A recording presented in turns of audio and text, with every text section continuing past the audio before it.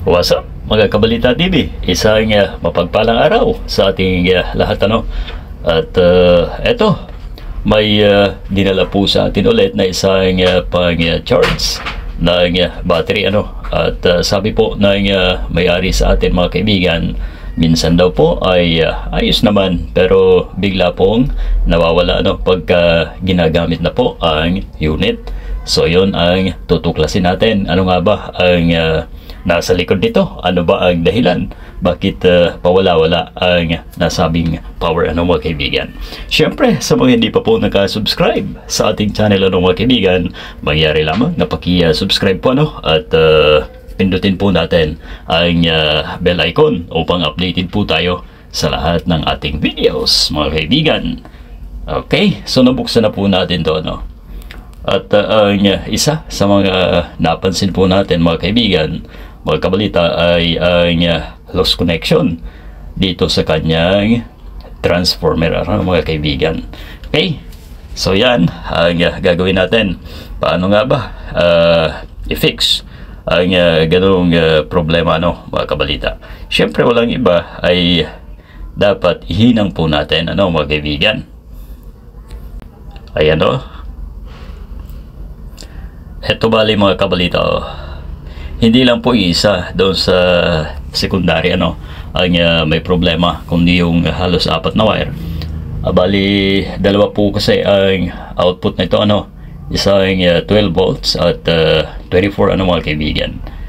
So yun ang dahilan kaya pawala-wala pala ang power nito. Unang-una, yung ginamit po dito na windings, ano, mga kabalita, ay hindi na po tanso, aluminum. So mahirapan tayo magpadikit, ano, pagka ganyan, no. Ay unang gawin ay kiskisin muna, no, at saka natin puluputan ng ano, mga tanso upang mas makapit, ano, mga kaibigan. Technique na lang po ang gagawin natin dyan, ano.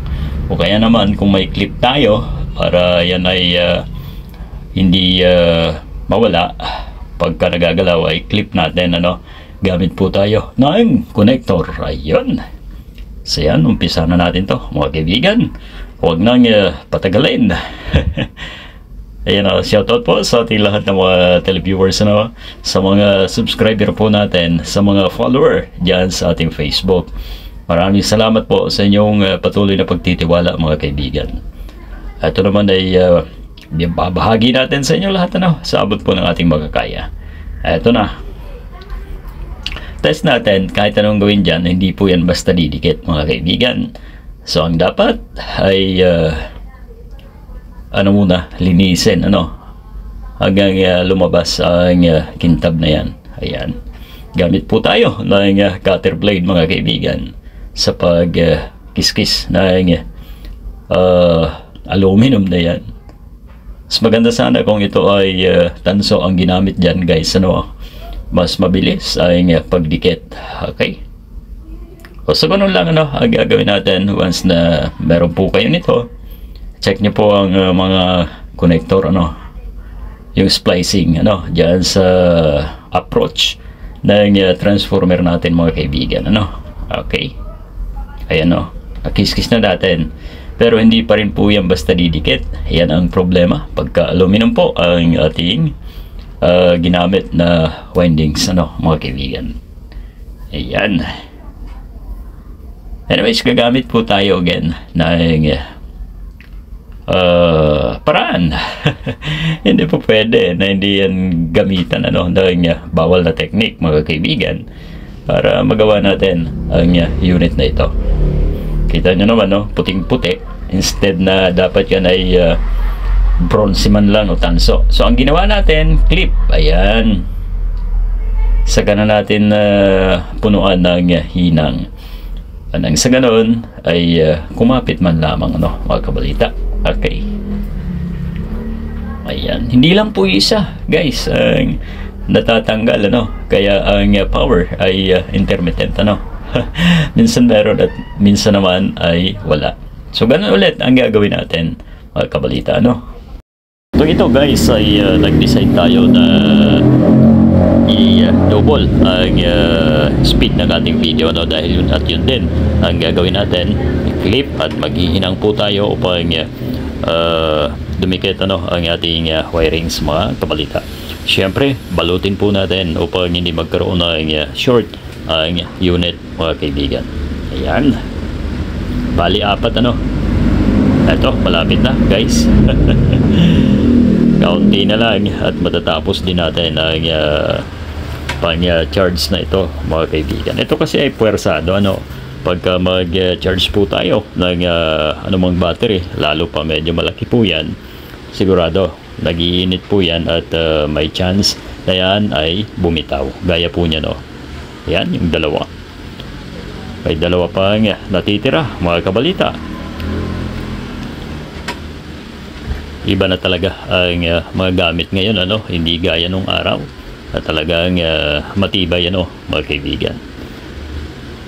So, yan na ang ginawa natin, mga kabalita. Pinuluputan ng tanso na wire, and then hininangan po natin yung iba na wala na tayong clip, mga kabalita. Alright, so yan na. Ang sunod natin ay check at test ang output voltage ng unit, o ganun lang ang gagawin. Pagka may basic po tayo sa paghihinang, sigurado na magagawa po natin kung tayo ay may ganitong unit, lalong-lalo na dun sa mga nag-charge, pang commercial, mga kaibigan. Ito na, test natin dito sa ating LED light, 12 volts, mga kabalita. Okay, kung may output na ang pang-charge natin. Ito, parang wala pa. Ayan, saksak na natin, guys. Paunahan ko na kayo yung multi-tester natin, yung 12 yan, umaabot ng 14 ayun, goods na, mga kaibigan. At yung supply natin sa LED ay talagang umilaw na po, mga kabalita. Okay, so wala po tayo ibang pinalitan, mga kaibigan, kundi ang mga hinang, yung bumitaw doon sa ating transformer, mga kaibigan. So yan ang voltahe natin, ayan ay 12 volts, mga kaibigan, na maabot po ng 14 hanggang 16 sa ating multimeter po yan, ang problema niyan. Pasintabi na lang po sa ating mga televiewers. Ayan, yan, lipat natin sa kabila. Okay, so goods na, mga kaibigan, ang ating unit. Alright, yun lamang po ang ating naibahagi sa inyo lahat, mga kaibigan. Thank you so much for keeping me accompany sa ating munting video na ito, mga kaibigan. Pagpalain po tayo ng ating poong may kapal, mga kaibigan.